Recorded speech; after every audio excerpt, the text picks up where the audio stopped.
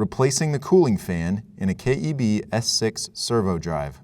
Once you have identified that the cooling fan no longer operates, this video will guide you through the easy steps to replace the fan with a new one.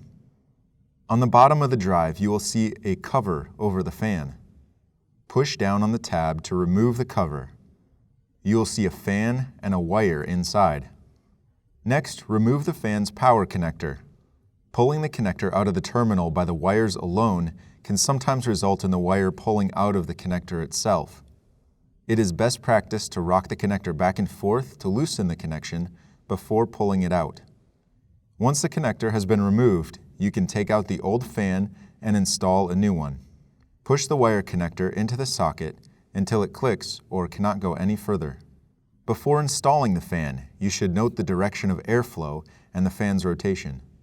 In the case of the S6 drive, make sure that the airflow is moving from the outside of the drive towards the cooling fins on the inside.